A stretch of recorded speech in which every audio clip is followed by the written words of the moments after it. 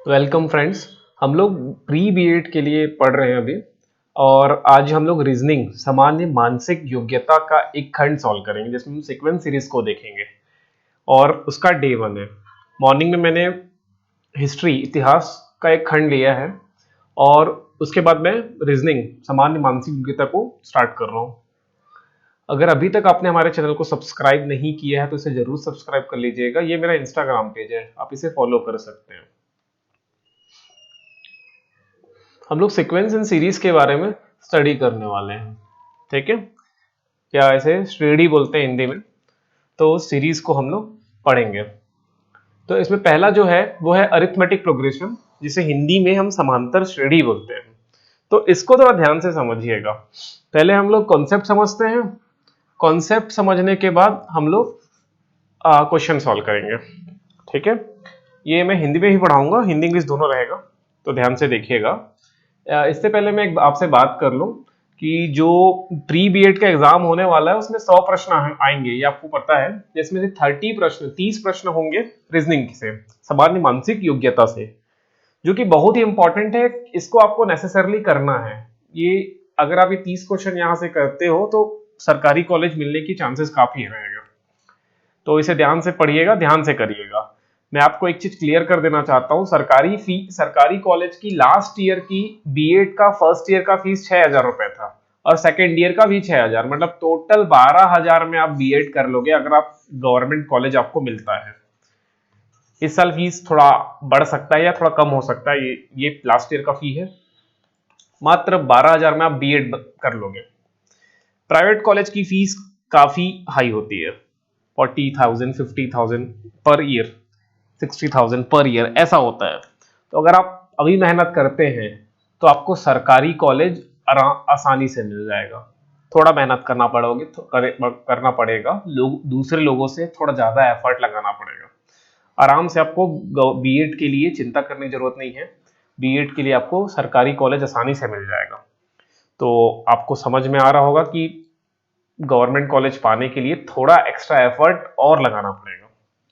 तो चलिए हम लोग स्टार्ट करते हैं। हम लोग arithmetic progression sequence and series में के खंड में समांतर माध्य का करने वाले हैं। समांतर माध्य या समांतर श्रेणी बोलते हैं इसे, समांतर श्रेणी, ठीक है। शॉर्ट में से एपी बोलूंगा मैं, अरिथमेटिक प्रोग्रेशन। इसको ध्यान से देखिए आप। ये क्या होता है, इसमें सीक्वेंस ऐसे बनेगा जिसे मैंने लिखा, एक सेकेंड। इसमें सीक्वेंस ऐसे बनेगा 7, 9, 9 के बाद 11, 11 के बाद 13, 13 के बाद 15 और 15 के बाद अगला क्या होगा ये आपसे क्वेश्चन में है। तो इसे आप आसानी से आइडेंटिफाई कर सकते हैं। इसमें इतना झंझट नहीं है। 7 में 2 जोड़ा तो 11, 11 में 2 जोड़ा तो 9 में 2 जोड़ा तो 11, 11 में 2 जोड़ा तो 13, 13 में 2 जोड़ा तो 15, 15 में 2 जोड़ा तो पहुंच जाएगा 17। तो इसका आंसर 17 आ जाएगा। ये सीक्वेंस एंड सीरीज का सिंपल क्वेश्चन है जो एग्जाम में नहीं आएगा। कुछ अलग तरह के प्रॉब्लम आएंगे, लेकिन मैं आपको टाइप बता रहा हूं। ये एपी है। एपी में क्या होता है, एक फर्स्ट टर्म होता है, ध्यान से समझिएगा। इसको बोलते हैं पहला पद, फर्स्ट टर्म, पहला पद। और इनके बीच के जो डिफरेंस होते हैं उनको बोलते हैं कॉमन डिफरेंस। डी से डिनोट करते हैं। सर्वांतर, सर्वांतर, इसको बोलते हैं पहला पद ए। तो एनवा पद का फॉर्मूला होता है, एनवा पद, एनवा पद, या इसे इंग्लिश में nth टर्म बोलते हैं, nth टर्म। तो एनवा पद या nth टर्म का फॉर्मूला होता है एपी का a plus n minus 1 into D. ध्यान से देखिएगा, जो बीएड की तैयारी कर रहे हैं, प्री बीएड की तैयारी कर रहे हैं और जिनको सरकारी कॉलेज चाहिए वो ध्यान से देखिए। प्राइवेट कॉलेज तो मिल ही जाएगा आपको, उसका चिंता नहीं है। सरकारी कॉलेज चाहिए तो ध्यान से पढ़िएगा और मेहनत बहुत करिए। बहुत लोग फॉर्म अप्लाई करते हैं, सबको सरकारी कॉलेज नहीं मिलता, तो थोड़ा एफर्ट कर लगाइए और बीएड करने के बाद आप आसानी से टीचर बन सकते हैं। ये फॉर्मूला है।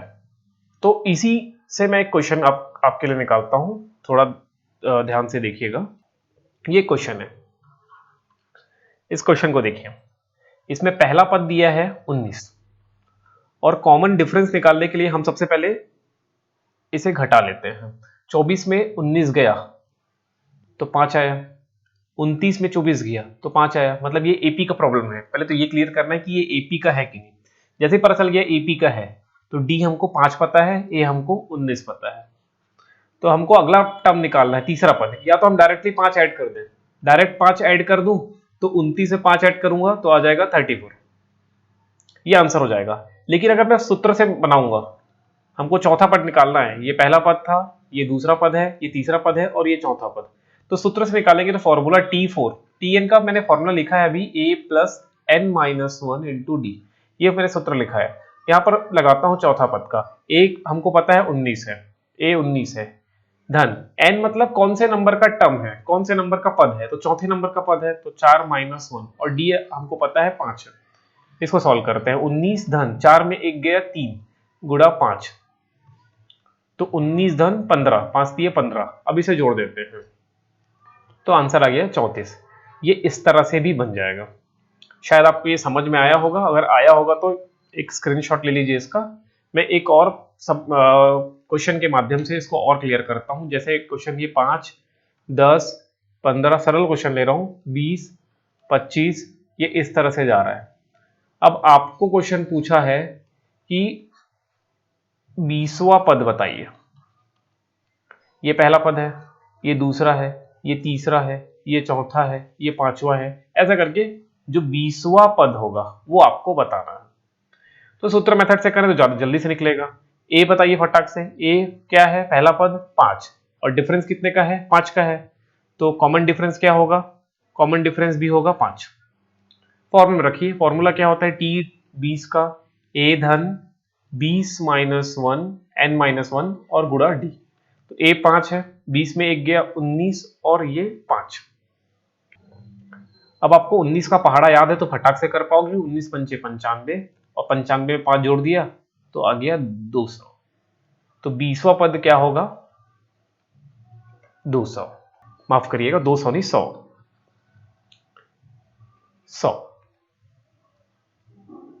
क्या होगा 100, मैं इसको लिख दूं क्लियर यहां पर, 100, 95 धन 5 100, तो ये इसका आंसर है। तो आपको पता ही है 5 का पहाड़ अगर आप पढ़ते हो तो 10 बार में 50 आता है, तो एक और 10 बार पढ़ दोगे मतलब टोटल 20 बार में 100 आ जाएगा, है ना।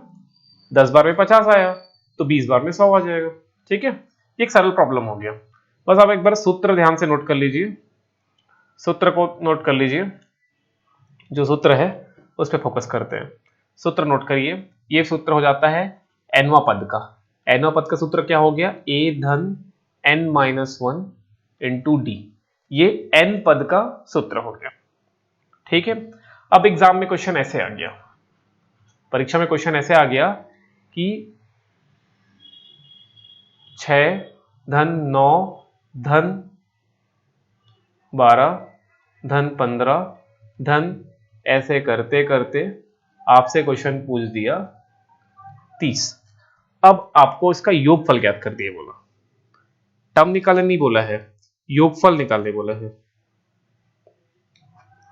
ठीक है, योगफल निकालना है, तो ये भी एपी है कि नहीं पहले सबसे पहले चेक करिए आप, एपी है कि नहीं। एपी चेक करने का तरीका यही है कि इनके बीच का गैप सेम होना चाहिए, +3 का गैप है, +3 का गैप है, +3 का गैप है, तो ये डेफिनेटली एपी है, ये एपी है। अब एपी है तो इसमें पहला पद क्या है, पहला पद 6 है और कॉमन डिफरेंस कितने का है, 3 का डिफरेंस है। तो अब हमको निकालना है, सम निकालना है, सबको जोड़ना है।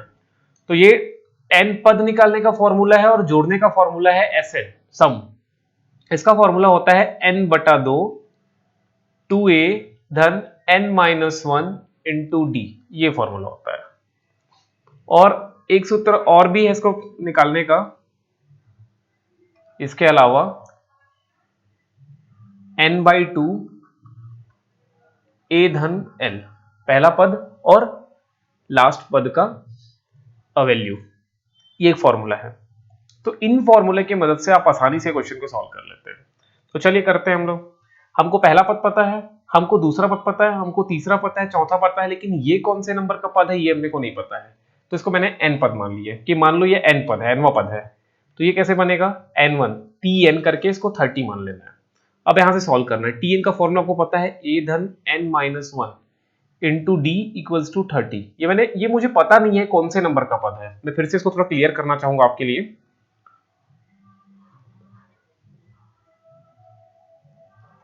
ये पहले नंबर का पद है, ये दूसरे नंबर का पद है, ये तीसरे नंबर का पद है, ये चौथे नंबर का पद है, लेकिन ये कौन से नंबर का पद है अपने को नहीं पता।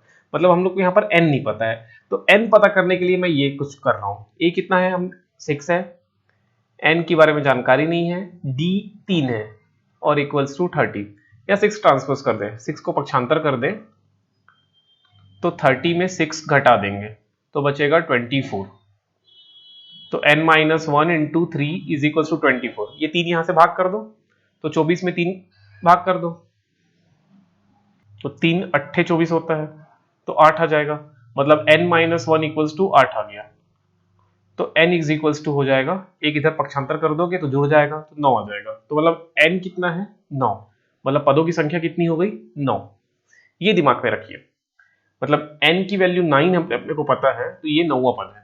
ये कौन सा पद है, 9वां। ये पहला पद, ये दूसरा पद, ये तीसरा पद, ये चौथा पद, और ये वाला जो है वो है 9वां पद। अब हम लोग को n भी पता चल गया कितने हैं, 9 पद है। अब हम लोग को योगफल ज्ञात करना है, तो योगफल ज्ञात करने के लिए मैं इसे पहले हटा दूं यहां से स्क्रीन से। ये स्क्रीन से एक बार हट जाए तो फिर आगे बढ़ते हैं। ये स्क्रीन से हट गया। अब हम लोग को निकालना है सम। तो Sn का फॉर्मूला होता है, मैं ये फॉर्मूला लगाऊंगा, आसानी से मिल जाएगा क्योंकि हमको पहला पद और अंतिम पद दोनों पता है। पहला पद कितना है, 6 है, और अंतिम पद कितना है, लास्ट टर्म 30 है। इस सूत्र में पुट कर दो। सूत्र क्या बोलता है, n बटे 2। n कितना है, 9, तो 9 बटे 2। a कितना है, 6, और l कितना है, 30। तो जैसे इसको जोड़ोगे तो n बटा 2 गुणा 36, 2 से कटाओगे तो 18। अब 18 निया क्या होता है ये आपको पहाड़ा पता है, तो 18 निया 162 हो जाता है। तो ये आ जाएगा फॉर आंसर, इसका ये आंसर होगा। समझ गए आप? मैं एक बार ध्यान से इसे समझिए, मैं सूत्र यहां लिख दूं। Tn का टर्म निकालने का या पद निकालने का, n वा पद निकालने का फॉर्मूला है a धन n minus one into D. और इस तरह से n पदों का योगफल निकालने के लिए, n पदों का योगफल, सम ऑफ n टर्म निकालने का फॉर्मूला है, दो फॉर्मूला है। पहला फॉर्मूला है n बटा 2 2a धन n minus one into D, और दूसरा फॉर्मूला है n बटे 2 a धन l। ये फॉर्मूला है। ये फॉर्मूला आप आसानी नोट कर लीजिए और इसका प्रयोग करिए, आपको क्वेश्चंस मिल जाएगा। मैं जब क्वेश्चन सॉल्व करवाऊंगा ना तो अपन अच्छे से सबको सॉल्व करेंगे। मैं एक वीडियो बनाऊंगा जिसमें सारे क्वेश्चंस होंगे, एक बार आप पढ़ लो, एक बार आप सीख लो, उसके बाद हम क्वेश्चन कर लेंगे। ठीक है, ये क्लियर हो रहा है? अगर नहीं क्लियर हो तो कमेंट कर दो कि समझ में नहीं आ रहा है, मैं थोड़ा और अच्छे समझाने की कोशिश करूंगा नेक्स्ट टाइम। एक प्रॉब्लम देखो, 2 धन 4 धन 6 धन 8 धन 10 धन 50। अब आपको इसका योगफल ज्ञात करना है, तो इसका आंसर निकालने के लिए ये आपको एफर्ट करना है। ये मैंने एक क्वेश्चन करके दिखाया है, एक आप करिए और कमेंट करिए आंसर कितना आ रहा है। मैं फिर से बोल रहा हूँ, सरकारी कॉलेज चाहिए तो मेहनत करिए। सिर्फ सरकारी कॉलेज के लिए आपको मेहनत करना पड़ेगा, डेडिकेशन दिखाना पड़ेगा। बीएड का फॉर्म भरने से कुछ नहीं होने वाला, थोड़ा मेहनत करिए। सरकारी कॉलेज की संख्या काफी कम है, पढ़ाई करो, सरकारी कॉलेज मिल जाएगा, फीस कम होगा, सब फी के लिए है। अगर ज्यादा फी पे करना है तो प्राइवेट कॉलेज, कम फी करना है 6000, मात्र 6000 एक साल का, पर ईयर 6000। लास्ट ईयर का फी है ना, ये इस साल बढ़ सकता है, कम भी हो सकता है। लास्ट ईयर 6000 था, तो थोड़ा मेहनत तो करना पड़ेगा। चलिए इसका आंसर कमेंट करिएगा आप। अब मैं कुछ अन्य क्वेश्चन की तरफ चलता हूं।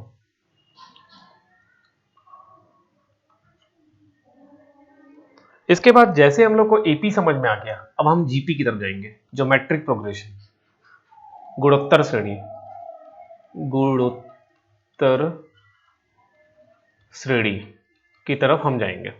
एपी कंप्लीट हो गया, अब जीपी की तरफ। तो चलिए जीपी की तरफ चलते हैं और क्वेश्चन करते हैं। जीपी में क्या होता है ना, इसे एपी में क्या हो रहा था, जोड़ते थे हम, 2 में 2 जोड़ा 4, 4 में 2 जोड़ा 6, 6 में 2 जोड़ा 8, 8 में 2 जोड़ा, मतलब एक कॉमन नंबर को हम जोड़ रहे थे। लेकिन जीपी में क्या करते हैं, गुणा करते हैं। जैसे समझो 2, 2 में 2 का गुणा किया 4, 4 में 2 का गुणा किया 8, 8 में 2 का गुणा किया 16, 16 में 2 का गुणा किया 32, 32 में 2 का गुणा किया 64। ये जीपी बन रहा है, ये जीपी है। अगर ये एपी होता तो कैसे दिखता, 2, 2 में 2 जोड़ा 4, 4 में 2 जोड़ा 6, 6 में 2 जोड़ा 8, 8 में 2 जोड़ा 10। ये जो बन रहा है एपी है। ध्यान से अंतर कर लो पहले, अब पहले अंतर सीख लो। इसमें क्या कर रहे हैं, कॉमन नंबर का गुणा कर रहे हैं। गुणा सेम नंबर का होना चाहिए, नंबर चेंज नहीं कर सकते, हर बार 2 का गुणा हो रहा है हर बार। और इसमें क्या हो रहा है, कॉमन नंबर का जोड़ रहे हैं। धन 2, धन 2 किया, धन 2 किया, धन 2 किया। ठीक है, ये आपने 9वीं 10वीं में पढ़ा होगा, 10वीं में पढ़ा होगा, कक्षा 10 में, कक्षा 10वीं में आपने इसे पढ़ा होगा। और कुछ जीपी का एग्जांपल देखें हम लोग। देखिए 5, 5 में मैंने 2 का गुणा किया तो 10, 10 में 2 का गुणा किया 20, 20 में 2 का गुणा किया 40, 40 में 2 का गुणा किया 80, 80 में 2 का गुणा किया 160। तो ये जीपी बन रहा है, इसमें 2 का गुणा हुआ है, सब गुणा सेम नंबर का होना चाहिए। तो इसमें पहला टर्म क्या है 5, लेकिन कॉमन रेशियो आर 2 है, ये जीपी है। ठीक है, जीपी ध्यान से समझिएगा, ये जीपी है। और जीपी में एनवा पद, एनवा पद निकालने का सूत्र क्या होता है, ए आर की पावर n माइनस 1, ये सूत्र होता है एन वा पद का, इसे याद रखिएगा, ये एग्जाम में आ सकता है। ठीक है, इससे एक प्रॉब्लम करके देखते हैं। यहां एक क्वेश्चन लिखता हूं मैं, जैसे एक प्रॉब्लम यहां लिख रहा हूं। क्वेश्चन है 3, 9, 27, पांचवा पद आपको निकालना है, पांचवा पद, पांचवा पद निकालना है। तो पहले जानना है कि ये एपी का प्रश्न है कि जीपी का प्रश्न है। तो 3 और 9 के बीच 6 का गैप है, और 9 और 27 के बीच ज्यादा का गैप है, मतलब ये एपी नहीं हो सकता। तो 3 में मैं एक नंबर गुणा किया 3 का, तो 3 तिया 9 आया, 9 में 3 का गुणा किया तो 27 आया, तो ये जीपी बन रहा है, मतलब ये जीपी का फॉर्मूला है, जीपी का क्वेश्चन है, प्रश्न है। अब हमको निकालना है पांचवा पद T5। तो हम पहले पता कर लेते हैं ए क्या है। तो ए हमारे प्रश्न में 3 है, और आर क्या है हमारे प्रश्न में, वो भी 3 है। तो हम लोग निकालते हैं पांचवा पद। पांचवा का फॉर्मूला क्या होगा, ए आर की घात 5 माइनस 1, ये पांचवा पद का फॉर्मूला हो जाएगा। ए कितना है 3, आर कितना है 3, तो 3 का घात 4, तो 3 का घात 4 आपको पता है कितना होता है, 81 होता है। कैसे निकाला मैंने 1 मिनट में कैसे निकाला, इसे ऐसे तोड़ दिया, 3 का घात 2 फिर घात 2, तो 3 का घात 2 कितना होता है 9, और 9 का घात 2 कितना होता है 81। ऐसे मैंने इसे तोड़ दिया, तो फटाक से आंसर आ गया। अब 81 में 3 का गुणा करिए, तो 3 एकम 3 और 8 तिया 24, तो 243, ये होगा पांचवा पद, 243। तो आंसर क्या होगा 243, ये जीपी का प्रॉब्लम है। ठीक है, तो ये समझ में आ रहा है एपी और जीपी। अभी हमने एपी और जीपी को कंप्लीट किया है। जो कुछ प्रॉब्लम है, क्वेश्चंस है, उसको हम करेंगे एक अन्य वीडियो के माध्यम में करेंगे। अभी ये क्वेश्चन को आप देखिए, इसमें 5 और 6 के बीच में 1 का अंतर है, 6 और 2 के बीच 8 के बीच में 2 का अंतर है, 8 और 11 के बीच में 3 का अंतर है, 11 और 15 के बीच में 4 का अंतर है। ना ये एपी का प्रॉब्लम है, ना ये जीपी का प्रॉब्लम है, तो ये अलग ही प्रॉब्लम है। मतलब सीक्वेंस और सीरीज में क्वेश्चन जरूरी नहीं कि एपी जीपी से ही है, एपी जीपी से आते हैं क्वेश्चन, लेकिन जरूरी नहीं है, आपको प्रैक्टिस से पता चलेगा। तो इसमें क्या आएगा, 5 ऐड करेंगे तो 15 में 5 ऐड करेंगे तो आंसर क्या होगा 20। इस तरह के प्रॉब्लम भी आते हैं, मतलब ये एक एक नंबर ऐड होते जा रहा है, बढ़ते जा रहा है ना। 5 में 1 जोड़ा 6 है, 6 में 2 जोड़ा 8 है, 8 में 3 जोड़ा 11, 11 में 4 जोड़ा 15, और 15 में 5 जोड़ा 20, ये आंसर हो जाएगा। इस तरह के प्रश्न भी आते हैं, कुछ प्रश्न में घटाने का होगा, कुछ प्रश्न में गुणा करने का होगा, तो आपको ध्यान रखना है। कुछ प्रश्न में स्क्वायर करने का होगा, तो उसको हम लोग एक अन्य वीडियो के माध्यम से समझते हैं। ठीक है, तो आज हमने पढ़ा है बीएड में सामान्य मानसिक योग्यता में हमने सीक्वेंस एंड सीरीज का खंड पढ़ा है। सीक्वेंस एंड सीरीज का खंड पढ़ाया। अगर आपको समझ में कहीं पर नहीं आ रहा तो कमेंट करिएगा, कमेंट करिए, तो मैं कोशिश करूंगा कुछ अलग तरीके से समझाने की। ठीक है, कल हम लोग इसके सीक्वेंस सीरीज का पार्ट 2 करेंगे और पार्ट 2 में हम एडवांस क्वेश्चन उठाने की कोशिश करेंगे। ठीक है, टाइम की कमी है, जल्दी जल्दी करते हैं ताकि सिलेबस कंप्लीट हो जाए। कुछ आपके डाउट हो, कमेंट हो, कहीं पर समस्या आ रही हो तो मुझे ये इंस्टाग्राम में आप कांटेक्ट कर सकते हैं माई सीजी एग्जाम, या फिर आप यूट्यूब में कमेंट कर सकते हैं। तब तक के लिए